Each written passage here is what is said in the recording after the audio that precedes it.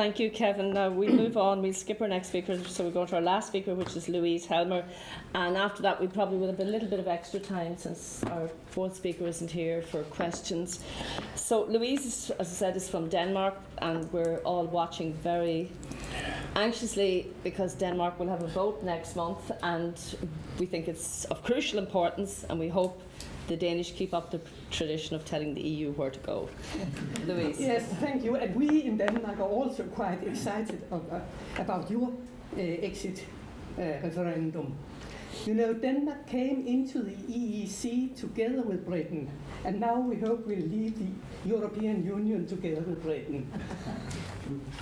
First, I would like to say something about the journey we made together in the 60s and early 70s. In 1963, Britain applied for membership of what was then called the Common Market. In Denmark, that was a signal to apply for membership as well. Why? Because the British bought so much of our butter and bacon that remaining outside would be a disaster for what was then seen as the principal export industry of our country. But as the French president, Charles de Gaulle, who was no friend of European unity, vetoed British membership, the Danish bacon lobby relaxed for the time being. Around 1970, the issue arose again, and Britain, Ireland, Denmark, and Norway applied for membership of the European Economic Community, the EEC. Denmark has a constitution that requires a referendum on handing over so much national power, and Norway decided to have a consultative referendum. This made way for a unique debate on a political issue. At that time, Norway and Sweden together actually bought 30% of Denmark's exported goods, the same as Britain and Germany together. And feelings about Nordic brotherhood were strong. We had actually succeeded in achieving compatible legislation in the Nordic countries on most of the issues that are important to ordinary people. For instance, we abolished passports between our countries, much simpler than having a uniform European passport. We had and have a common Nordic labor market and recognize one another's exams and qualifications. We have approached our family legislations to one another, and so on and so forth. This is the international model of cooperation as opposed to the European ideal of a supranational model. But the bacon lobby was still strong. Denmark had about 200,000 farms, many of them small family-run farms. And Denmark was young as an industrial and urbanized nation. Most of us had relations and friends among the farmers, and farming had not yet acquired the industrial character it has now. The summer and early autumn of 1972 saw a political debate that reminded of warfare, something unusual in my normally compromise-seeking people. Most of the political parties favored a yes, partly for economic reasons, partly in order to, as they said, to have a seat at the table. And the yes side argued that the economy based on farming and food industry would suffer shipwreck, that we would let our cousin the farmer down, and also that we would never ever be able to buy coffee or washing machines because of the soaring prices of imported goods. And the others would never ever play with us again. And that's one of the worst things you can say to a Dane. As late as in September 1972, less than a month before the referendum on EEC membership, there was a small no majority. But the result of the referendum on October the 2nd was 63% for yes and 37% for no. The participation in this voting was over 90, which is rather fantastic. By the way, now Denmark has 30,000 farms, most of them industrial-run monsters that have swallowed up their neighbors and offer wages that only Ukrainians and Lithuanians would accept. Well, the next referendum came in 1986 on the single market. Some of the otherwise EU enthusiastic parties had become somewhat worried to see that the EEC was really meant to become an ever closer union. But nevertheless, the result was 56% yes and 44% no. But it is a sign of the rising doubts that the participation was only 75%. Better stay at home than admit that you had made a mistake. The turning point came in 1992 when we had a referendum on the Maastricht Treaty. Even we who had campaigned hard for a no were amazed when we saw the 50.7 majority for no. The participation here was 83%. My husband and I, who hadn't even bothered to leave our home and TV in order to go to a social gathering of our friends, were so flabbergasted that we didn't even go downstairs to get our lonely bottle of champagne. And then the telephoning began. All night long, we received excited calls from friends from Finland to Ireland.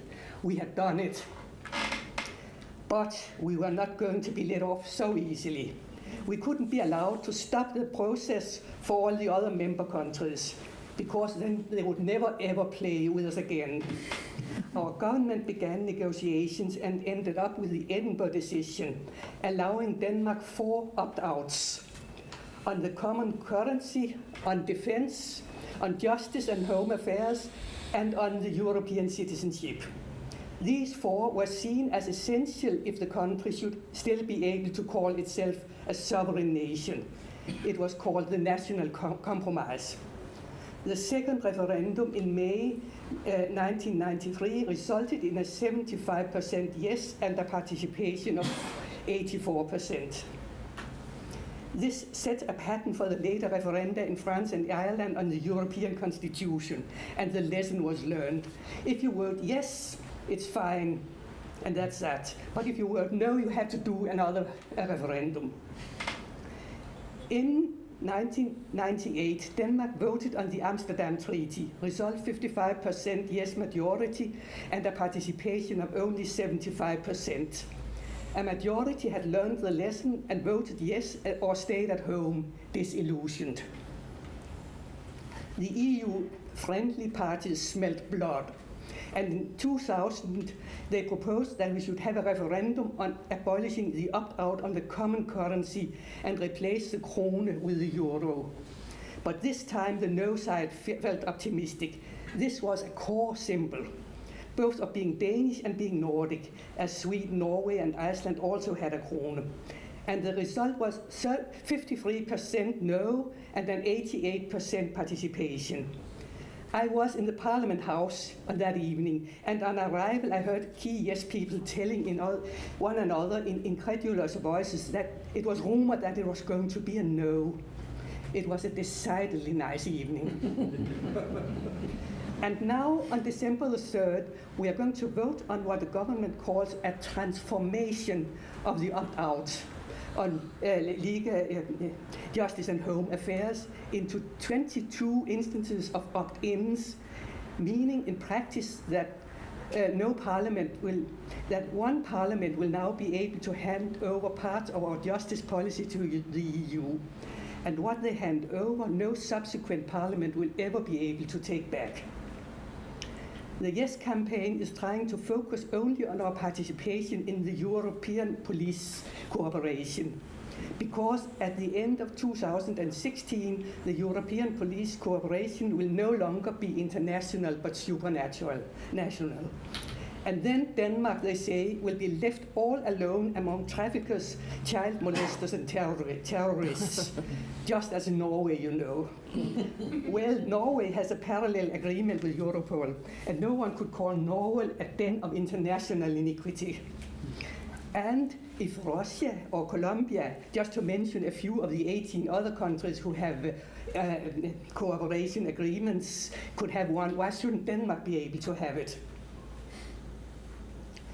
Would that be to punish us for not being good, or what? The issue we are voting about is extremely complicated, and it's made extra complicated. And I have found a description of what is happening made by a friend of mine who is a lawyer, and I think it's very good, and I'll just quote it. In plain Danish, the opt-out on justice and home affairs means that we can decide what is law and justice in our own country. The mere thought of giving up this ought to start all the alarm bells. The reason for the yes parties for having this referendum just now is that we should slip out of the EU police cooperation. The reason is that the EU has adopted new rules which will abolish the present cooperation and replace it by a supranational arrangement in which we shall not be able to participate because of the opt-out. Why should we vote no? It's not necessary to abolish the opt-out in order to cooperate in the fight against crime. As it is now, Denmark has an intergovernmental agreement with the other EU countries, and that arrangement should just be continued. Another reason that it would not be wise to abolish the opt-out is that it would give our national parliaments the right to pass large parts of the penal code, the civil code, and the policy on refugees and immigrants over to the EU at will and without asking the electorate. In practice, that means that we would leave it to the Europhiles to decide what is going to happen. And we shall not be able to take these areas back if we repent. End of quote. At last, I'll just say that the many referenda on Denmark's relationship with the EU have been an indispensable factor in keeping the democratic debate and the level of information alive, and to remind the parties in power that they are out of step with a very large percentage of their voters. Every confrontation has brought us closer to an EU exit. Denmark entered the European Economic Cooperation together with Britain. Now we are hoping to leave the European Union with Britain. Good luck to our two referenda. Yeah.